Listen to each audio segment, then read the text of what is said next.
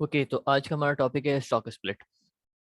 जब हम बात करते हैं स्टॉक स्प्लिट की, तो यहाँ पे दो बातें समझने की है हमारे पास। पहली चीज़ कि स्टॉक स्प्लिट होता क्या है, और सेकंड ये कि हम इसको करते क्यों हैं, कंपनी कोई भी स्टॉक स्प्लिट करेगी क्यों।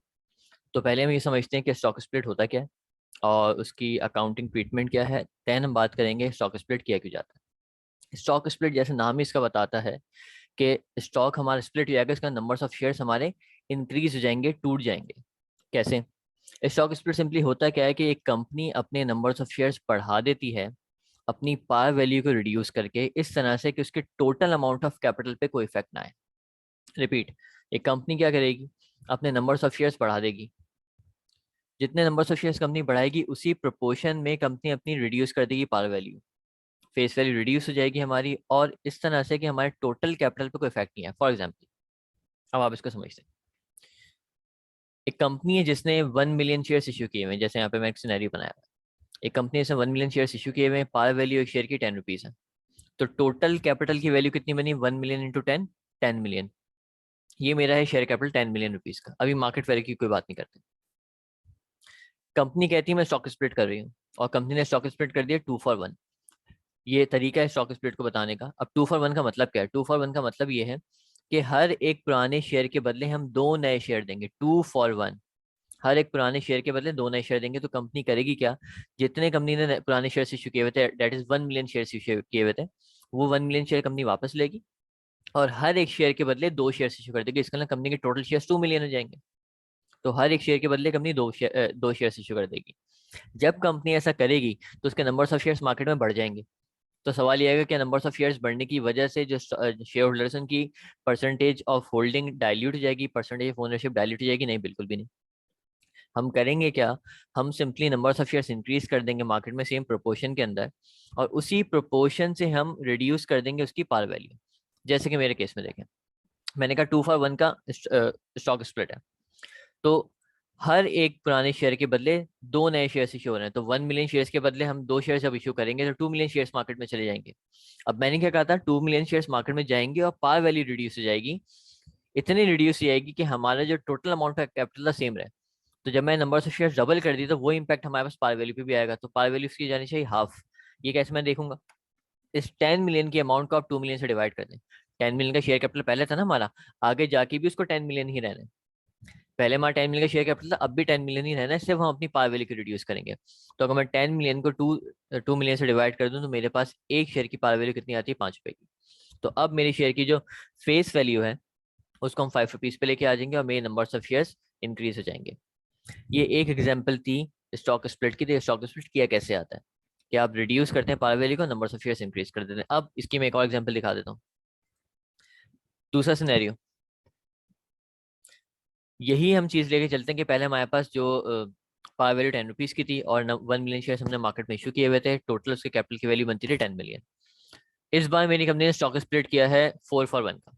अब 4 for 1 का क्या मतलब है कि हर एक पुराने शेयर के अगेंस्ट चार नए शेयर इशू हो जाएंगे with a reduced par value. तो क्या होगा, हर एक शेयर के बदले जब चार शेयर इशू होंगे तो 1 मिलियन शेयर्स इंटू 4 मिलियन हो जाएगा। अब हम हर जो पुराने शेयर्स हमने लिए थे 1 मिलियन, वापस उसकी जगह 4 मिलियन शेयर्स इशू कर देंगे। और अकॉर्डिंगली इसका पार वैल्यू पे क्या इफेक्ट आएगा कि पार वैल्यू सेम प्रोपोर्शन में कम होकर 2.5 पे आ जाएगी। कैसे 2.5 पे आ गई? 10 मिलियन का शेयर कैपिटल मेरा पहले था, बाद में भी 10 मिलियन के रहने। तो 10 मिलियन का जो शेयर कैपिटल उसको मैं डिवाइड कर दूंगा अपने 4 मिलियन शेयर से, जो कि नए मेरे शेयर्स हैं। तो उसकी पावर वैल्यू 2.5 की आ जाएगी। तो इस तरह से स्टॉक स्प्लिट को किया जाता है। अब इसका अकाउंटिंग एंट्री पे क्या इंपैक्ट आएगा, इसकी अकाउंटिंग ट्रीटमेंट क्या होगी? अकाउंटिंग ट्रीटमेंट सिंपल ये है, अगर मैं पहले वाले केस की बात करूं तो मैं एक एंट्री रिकॉर्ड कर दूंगा, शेयर कैपिटल डेबिट और share capital credit 10 million rupees से। ये मैंने क्या किया, मैंने सिंपली ये दिखा दिया कि जो 10 रुपीज वाली शेयर कैपिटल था मेरा, वो खत्म हो चुका, और नया share capital with reduce power value 5 rupees record हो गया। इसको हम कहते हैं मेमोरेंडम एंट्री। इसका देखा जाए तो कोई डबल एंट्री पे, कोई बैलेंस शीट पे इम्पैक्ट नहीं है। सिर्फ और सिर्फ क्या इम्पैक्ट आएगा, बैलेंस शीट के ऊपर जो फेस पे वैल्यू आ रही होगी, पार वैल्यू या फेस वैल्यू जो नजर आ रही होगी एक शेयर की, वो 10 रुपीज से रिड्यूस होकर 5 पे आ जाएगी। सिर्फ इसलिए हम ये एंट्री रिकॉर्ड करते हैं, अदरवाइज इस एंट्री की अपनी कोई इंपॉर्टेंस नहीं है।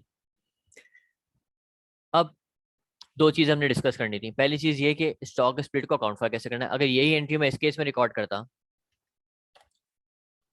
तो ये अगेन 10 मिलियन से मेरी एंट्री रिकॉर्ड हो जाती, और यहाँ पे क्या आता है, शेयर कैपिटल डेबिट होता है 10 रुपीज से, और न्यू जो शेयर कैपिटल 2.5 रुपीज से क्रेडिट जाता। यहाँ पे इस तरह से रिकॉर्ड कर देते हैं। तो पहला हमारा ऑब्जेक्टिव क्या था, ये समझना कि स्टॉक स्प्लिट किया कैसे जाता है। कोई भी चीज़ यहाँ पे हो सकती है, 3 for 1 भी हो सकता था, या 5 for 1 भी हो सकता है, कुछ भी लिखा हो सकता है, आपने अकॉर्डिंगली काम कर देना। अब ये समझते हैं कि स्टॉक स्प्लिट किया क्यों जाता है, बताता हूँ। स्टॉक स्प्लिट को करने की वजह ये होती है कि जब किसी कंपनी की शेयर प्राइस मार्केट में बहुत ज्यादा बढ़ जाती है, तो उस शेयर प्राइस को कम करने के लिए, नीचे लाने के लिए स्टॉक स्प्लिट किया जाता है। स्टॉक स्प्लिट के थ्रू शेयर प्राइस कम कैसे हो जाएगी। दूसरा सवाल ये आता है कि कंपनी क्यों अपनी मार्केट प्राइस पर शेयर नीचे लेके आना चाहेगी। दोनों सवाल के जवाब दे देता हूँ। तो पहला सवाल ये था कि क्यों एक कैसे कंपनी अपनी मार्केट प्राइस कम करेगी स्टॉक स्प्लिट के थ्रू। देखें, पहले आपने 1 मिलियन मार्केट में शेयर्स इशू किए हुए थे। अब जब मार्केट में शेयर्स मेरे डबल हो जाएंगे विदाउट एनी इकोनॉमिक एक्टिविटी, तो जो मार्केट वैल्यू अल्टीमेटली खुद ब खुद नीचे आ जाएगी। क्योंकि जैसे कि मैंने कहा, जब मेरे कैपिटल की वैल्यू पे कोई इफेक्ट नहीं आ रहा था, पहले भी 10 मिलियन था, अब भी 10 मिलियन रहा, तो total wealth of the share holder पे भी कोई इफेक्ट नहीं आएगा। ऐसा नहीं होगा कि नंबर्स ऑफ शेयर्स बढ़ने की वजह से उनकी वेल्थ बढ़ जाएगी, या उनकी होल्डिंग जो परसेंटेज ऑफ उनकी ओनरशिप है वो डायल्यूट हो जाएगी। नहीं, ऐसा नहीं होगा। टोटल वेल्थ सेम रहेगी स्टॉक स्प्लिट से पहले भी, स्टॉक स्प्लिट के बाद। तो होगा सिंपली ये कि अगर पहले हमारे पास एक 1000 रुपीज की मार्केट वैल्यू थी, तो अब वो हाफ हो जाएगी। जिस तरह की हमारी पार वैल्यू हाफ हो गई, 500 रुपीज पे आ जाएगी। इस सिनेरियो में जैसे हमारे पास यहाँ 4 टाइम्स हमारी पार वैल्यू कम हो गई थी इस वाले सिनेरियो में, तो 4 टाइम्स ही हमारी मार्केट वैल्यू भी रिड्यूस हो जाएगी। कैलकुलेट करके देख सकते हैं आप। अगर पहले मेरे पास एक शेयर 1000 रुपए का था और मैंने 1 मिलियन शेयर इशू किए हुए थे, तो टोटल जो मार्केट कैपिटलाइजेशन थी, मैं यहाँ लिख देता हूँ। तो पहले मार्केट कैपिटलाइजेशन कितनी थी इस कंपनी की,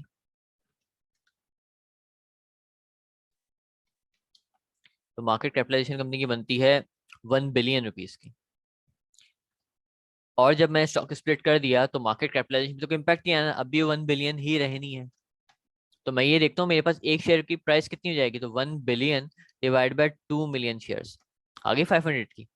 पहले देख लें 1000 थी, हाफ होके 500 पे आ गई। And same goes with hair. Market capitalisation तो मेरी वही है 1 मिलियन की, 1 बिलियन सॉरी, बाद में भी। हाँ, अगर मैं मार्केट प्राइस पर शेयर निकालूं तो 1 बिलियन को 4 मिलियन शेयर से डिवाइड करूंगा, मेरे पास 250 की मार्केट प्राइस आ जाएगी, जो कि रिड्यूस हो जाएगी। तो मेरा जो सवाल था कि मार्केट प्राइस कैसे रिड्यूस हो जाती है, वो इस तरह से रिड्यूस हो जाती है क्योंकि कोई इकोनॉमिक एक्टिविटी नहीं हो रही, तो मार्केट कैपिटलाइजेशन पे कोई इम्पैक्ट नहीं आना। सिर्फ हमने अपनी शेयर की प्राइस को कम कर दिया by increasing numbers of shares. तो याद रखिए, जब स्टॉक स्प्लिट करेंगे तो आपकी पार वैल्यू भी रिड्यूस होगी, मार्केट वैल्यू भी रिड्यूस होगी, और नंबर्स ऑफ शेयर्स बढ़ जाएंगे आपके। साथ में अकाउंटिंग एंट्री बता दी कि मेमोरेंडम एंट्री रिकॉर्ड होती है। अब सवाल ये आता है, क्यों एक कंपनी स्टॉक स्प्लिट करेगी, क्यों एक कंपनी अपनी शेयर प्राइस को नीचे लेकर आएगी। उसकी वजह सिंपल सी ये है कि कोई भी कंपनी ये नहीं चाहती कि उसकी शेयर प्राइस इतनी हाई हो कि सिर्फ एक certain class of the society वो आपके शेयर परचेस कर सके। क्यों कंपनी को इस बात का डर होता है कि अगर सिर्फ एक सर्टेन क्लास मेरी कंपनी के शेयर्स परचेस करेगी, तो ऐसा ना हो कि बड़े बड़े लोग मिलके आपकी कंपनी को हॉस्टाइल टेक ओवर ना कर लें, मेजॉरिटी होल्डिंग ना ले लें। जब मेजॉरिटी होल्डिंग किसी के पास आ जाएगी, तो फिर वो 51% से ज़्यादा की एक होल्डिंग, 50% ज़्यादा की होल्डिंग अगर आप किसी के पास आ जाती है, तो फिर वो जो चाहेगा कंपनी के अंदर वो वही डिसीजंस लिए जाएंगे, क्योंकि वोटिंग के थ्रू सारा काम होता है। तो कंपनी इसलिए चाहती है कि उसकी शेयर प्राइस इतनी रहे कि हर मार्केट के पार्टिसिपेंट को, हर पोटेंशियल शेयर होल्डर के पास एक्सेसिबिलिटी हो उस शेयर की, हर बंदा उसको शेयर को अफोर्ड कर सके। अगर बहुत ज़्यादा शेयर प्राइस महंगी हो जाएगी, तो फिर नॉर्मल जो छोटा इन्वेस्टर है वो उस शेयर को अफोर्ड नहीं कर पाएगा, वो उसके रीच से बाहर चली जाएगा। तो सिर्फ कुछ बड़े बिजनेसेस या एक certain class of the market ही उस शेयर को एक्सेस कर पाएगी, अफोर्ड कर पाएगी, और फिर वहाँ पे मसला ये होता है, ये प्रॉब्लम्स आ जाती हैं हॉस्टाइल टेक ओवर की, या फिर कंट्रोल की, कि फिर वो कंट्रोल ले लेते हैं कंपनी का by exercising more than 51% of the holding, और फिर जिस तरह के डिसीजंस करवा लेना चाहे कंपनी के अंदर, फिर उस तरह के डिसीजंस एजीएम के थ्रू या जो भी हमारी जनरल मीटिंग होती है उसमें वोटिंग के थ्रू वो करवा लें, एग्री करवा लें। तो ये हमारा टॉपिक था स्टॉक स्प्लिट का। होपफुली ये सब क्लियर होगा। कोई अगर सवाल है आपका तो आप कमेंट सेक्शन में पूछ सकते हैं। Thank you so much.